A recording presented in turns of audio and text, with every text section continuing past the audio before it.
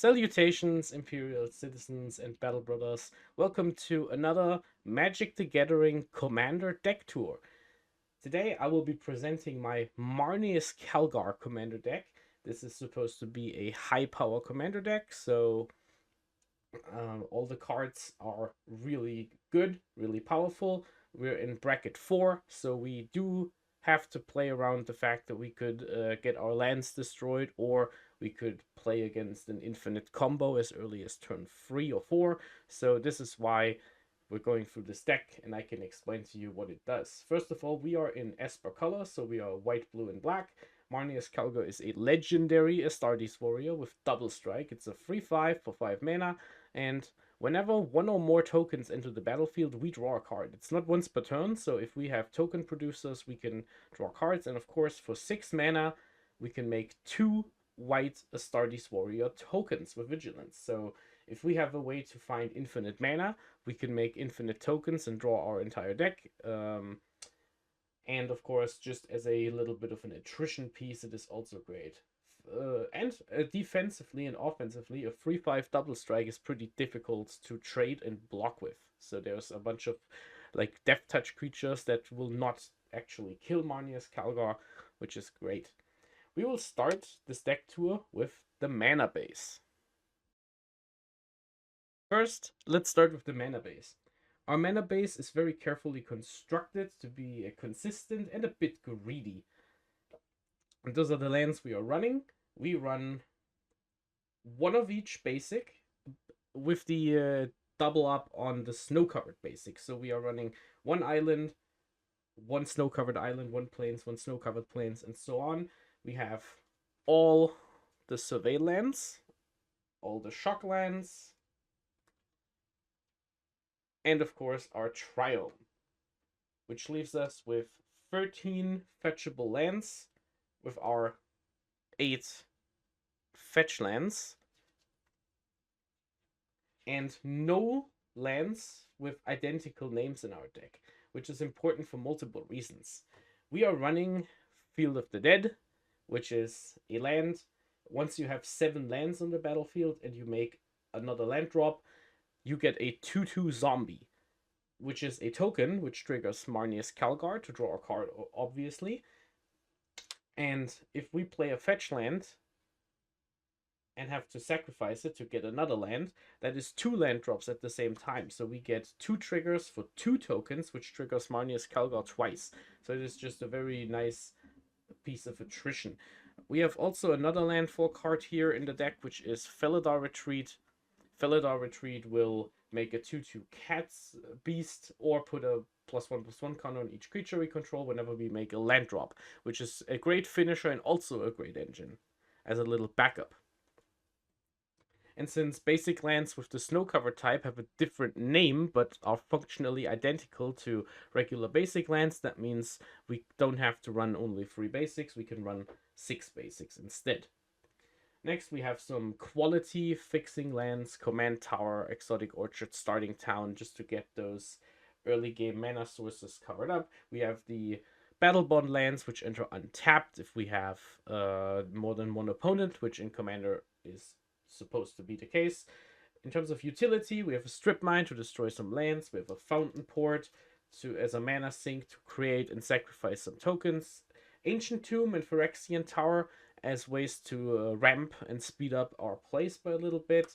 And we have Adagia, which is a planet from Edge of Eternities. If we crew it for 12, we can pay 4 and tap it to make a copy of an artifact or an enchantment, which is very powerful because the copy is a token, so it triggers Marneus Calgar. And of course, we can do some pretty nifty things with it, like making a token copy of our One Ring, and then sacrificing the original One Ring so we get rid of our burden counters. Or we can make a copy of Bitter Blossom to make extra tokens and such.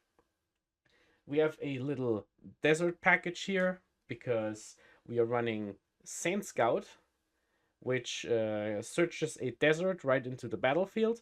And as long as one of our opponents has more lands than us, and whenever we have a land enter the graveyard for any reason, we get a 1/1 token once per turn. So the token obviously triggers Marneus Calgar, and deserts are actually pretty handy to have because we have the Scavenger Ground, which gets rid of graveyards. We have a Lasso Tap Quarry, which taps for any color as long as we sacrifice a creature, which in a token deck is pretty simple to do. And it can also sacrifice a desert to recur a creature from the graveyard as a 4/4 token copy, which is excellent because it triggers Marneus Calgar and gives us something to do in the late game. If the game stalls out, we can sacrifice any of these free lands to get a token copy of something in the graveyard.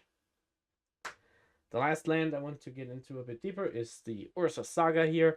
Ursa Saga is an enchantment land. You have 3 turns of using it. Afterwards, it gets sacrificed, which of course triggers the Sand Scout, for example. At first level, it makes a colorless, so it's just a land. At second level, you can make a construct token, which is big enough to, which is as big as all of your artifacts. So it's a token. You can trigger Calgar with this, of course. And if you have a bunch of artifacts, it's a really big token. The third chapter is what we're actually really interested in because we can put any artifacts that costs 1 or 0 mana from our deck into the battlefield, which is most commonly used as a way to get our Soul Ring right into the battlefield.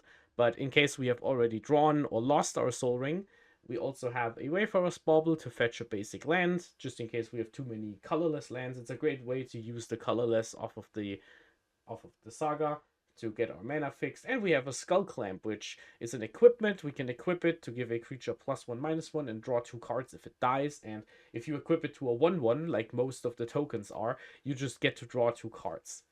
This is the mana base of the deck. Let's get into some of the important creatures. Now, for the creatures. I will not be talking about all of the creatures in detail, but here are some ideas all of the creatures in the deck are supposed to serve. We have a few categories of creatures and planeswalkers. Right there we have Elspeth Sun's Champion, which is a board wipe and a token producer. Thankfully, the destroy all creatures effect doesn't actually destroy our commander, Marneus Calgar, because he only has 3 power. So it is a one-sided board wipe. We can keep all of our small stuff, destroy all the big stuff. It's pretty good. That card has won me a bunch of games. It's also a finisher if we have the time to plus, and just win the game that way. Some of our creatures are just consistent token value engines. For example, the Charismatic Conqueror. Whenever an opponent plays a creature or an artifact, if they don't tap it, we get a 1/1 Vampire, which then triggers Calgar and we can draw a card. We have a bunch of creatures which say if you draw your second card each turn, you can make a token, and that token triggers Calgar, and then you draw a card. So in order to kickstart this, you need to produce 1 token, but then essentially you make 1 token, you draw a card because you drew a second card, because it's your turn, you make another token, which then draws another card. So you get 2 cards for the price of 1 if you can kickstart that process a little bit. We run Ocelot Pride and this Exalted Sunborn as a way to double our token production. Same with the Elspeth Stormslayer, which also doubles as a little finisher because we can give our entire board flying and pump it up, as well as a bit of removal and a token producer. Very good card in this deck. We have an Orcish Bowmaster, which makes an Orc army, which is a token, so triggers Calgar, and it punishes people for drawing too many cards, which in higher brackets is very common. So we can very easily shoot a bunch of creatures or players for damage and create a big Orc army. We have some Aristocrats pieces, which are creatures which drain our opponent for life whenever we create, sacrifice, or do anything with tokens. Kambal is pretty funny because he is a brutal card in token mirror games, because whenever our opponents make a token, we keep our tokens. Voice of Victory, it makes tokens when it attacks, and it stops people from playing on our turn, which is great stuff. We have a Dauntless Scrapbot, which exiles all graveyards and makes a Lander token, which we can sacrifice for a basic, which triggers the Field of the Dead. Very good stuff. We have some generic value creatures. Fairy Artisan makes a token whenever our opponents plays a creature. We have Teysa making a bunch of clues whenever some life is lost. Benny Brax just drawing us extra cards whenever tokens are made. Just like that. We have some combo creatures. The first one I want to talk about is Nadir Kraken. Nadir Kraken combos very well with Marneus Calgar, and you only need 1 more piece or of any kind to kind of go infinite here.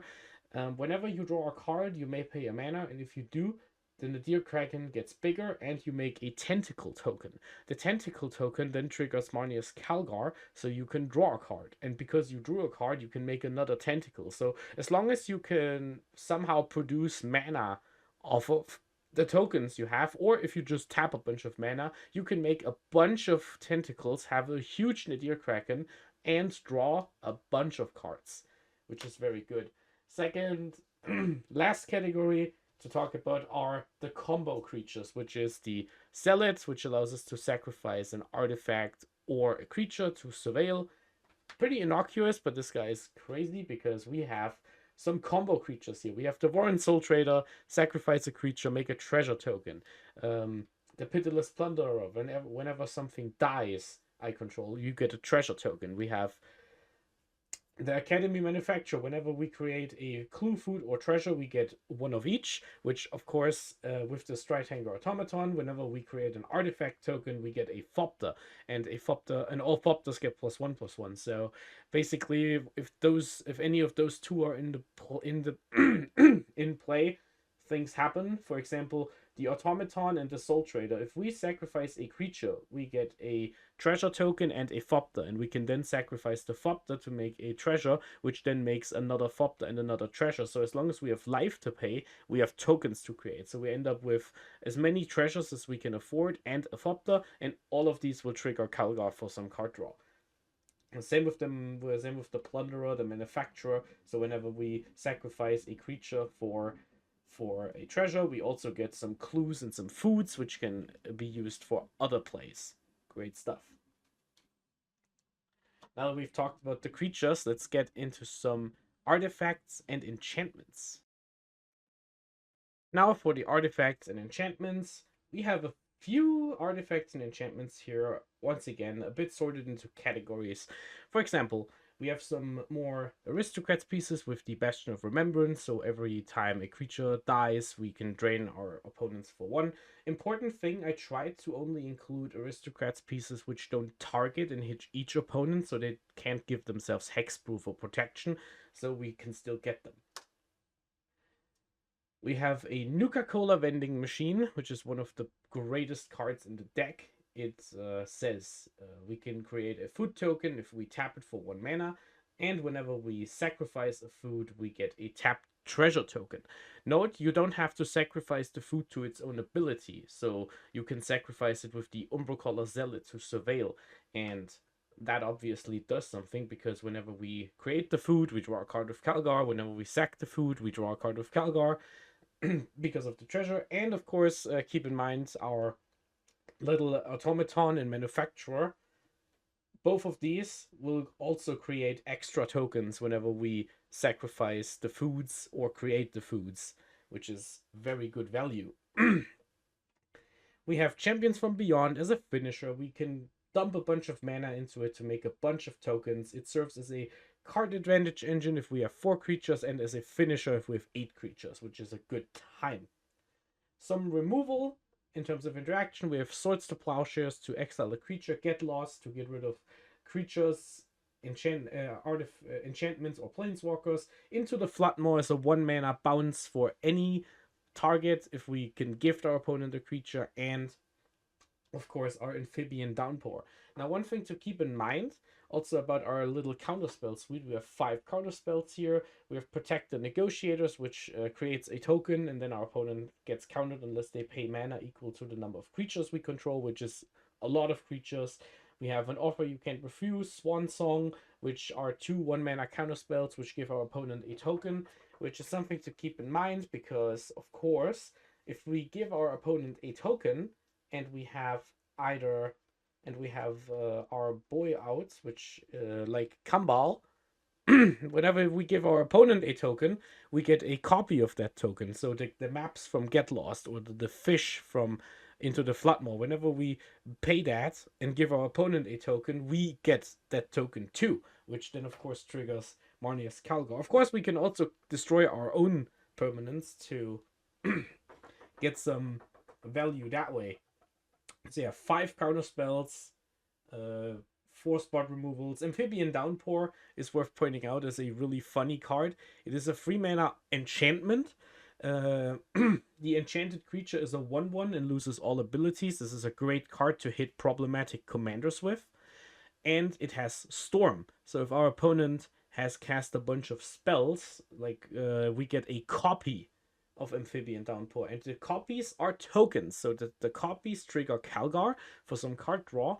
And because multiple things are on the stack, my opponent can't just counter this or protect themselves against this alone. They also have to deal with all the other copies that are going around. So on a good turn, you can maybe hit every single enemy commander with one card and make them useless creatures. Of course. Next, we have some of our turbo options here. If you want to call it ramp, we have the Smothering Tithe, which whenever our opponent makes mana, we get a treasure, which triggers Marneus Calgar because of the card draw. We have the Dark Ritual, just to make an early play a bit faster. And of course, the Ashnod's Altar, sacrifice a creature, make 2 colorless. This is obviously a very good combo card. If we have a token doubler, like Elspeth on the board, which says whenever we create a token, we get a additional copy of that token. And we have Marneus Calgar out. We can pay to make 4 tokens. With our we pay 6 mana to make 4 Astartes tokens, which we can then sacrifice for 8 mana, and then we can pay another 6 to make tokens. So either you have infinite Astartes tokens because you always come out 1 token excess, or you can make infinite mana, infinite colorless mana, which is a good time to do. We have the Ooze from the new Ninja Turtle set. Very good card. Whenever a creature we control with a +1/+1 counter leaves the battlefield, we create 1 mutagen token for each counter on it. So we have +1/+1 counters on the Nadir Kraken. We have counters on the Elspeth, giving it to the board, and the Felidar Retreat, giving us the landfall stuff, which also makes some tokens sometimes. So we can get some extra value that way. And most importantly, we can tap the Ooze, exile a card from a graveyard, and create a token. This is an excellent piece of graveyard hate in this deck, because not only can we snipe a reanimation target or a combo piece in response to it attempting to play, we can also create a token which then triggers Calgar. The mutagen token can be sacrificed to put a +1/+1 counter, so it also fuels its own engine. It's just a 1-card engine against graveyards, and it's a good time. Next, we have some consistent token producers. We have Bitter Blossom, Obsessive Pursuit, Skrell's Hive, and the Black Market Connections, just to have another way to just consistently make tokens at the beginning of some phase. We have a Demonic Tutor, of course, which allows us to grab any card we need at any time for 2 mana, so we can combo off or get some protection, like Teferi's Protection and Clever Concealment, which allows us to save our board, save our life, not get comboed, and come out on top. We have some card draw here, the most notable, of course, being the One Ring. Tap when it comes down, it protects you, so it's also a piece of protection. We can do some stuff with it, like tap it and then put a burden counter on. We draw a card for each counter, so it's a very brutal card advantage engine. It's indestructible, so it's difficult to get rid of, and we lose life for each burden counter at the beginning of each upkeep, but we have some ways around this. For example, we have the Adagia land, which can make a copy of it, and then we can sack the original because they're legendary. We can only keep 1 of them. And we also have this counter spell here, 3 steps ahead. It has a mode in which we can make a copy of an artifact or creature we control. So we can make a copy of the One Ring. Now, it won't trigger the enter the battlefield effect because we didn't cast it, but we can keep the new One Ring and then start over with counters, or just get rid of them and just have it on the battlefield for without killing us, which is a great time. The other cards are Staff of the Storyteller. It draws cards at a bit slower rate. We can tap it whenever creatures enter. We have Caretaker's Talent, which is also an engine. Whenever we make a token once per turn, we draw a card. So if we can make tokens at instant speed, like for example with our removal, which can gift our opponent tokens, and we get the tokens ourselves from the Kambal. So we can draw cards from this with Calgar, all this stuff. If we level it up, we can make a copy of a token we control, which is a good time. And of course, for 4 mana, the last level, all of our creature tokens get +2/+2, so it is also some sort of finisher in the deck. And last but not least, we have 3 board wipes in this deck. We have the White Sun's Twilight. It's an X spell.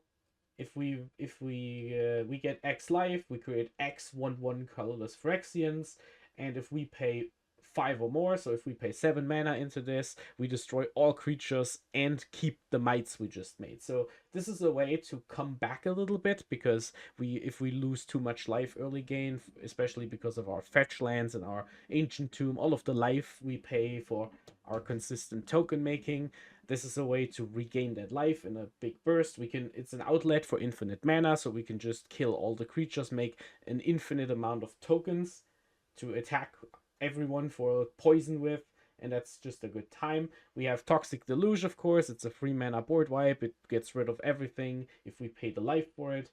Just good card. And last but not least, we have an Hour of Reckoning. This is a card I'm experimenting with, because it costs 7 mana, but it has Convoke, so we can tap creatures for mana in order to cast it, and it destroys all non-token creatures. So this could be another way to finish the game if we just convoke this early enough, still have something. If we have 10 tokens on the battlefield and 5 lands, so we can tap 5 of our tokens and the mana, and we destroy a bunch of creatures, and then just attack with what we have left, and our opponents have to rebuild. Well, we get to keep our tokens, at least, which our opponents do not. So this is my deck tech for my Marneus Calgar powerful bracket 4 commander deck. Please tell me what you think about it in the comments below. The deck list is in the description as always. With this, thank you so much. Courage and honor, we march for McCrag.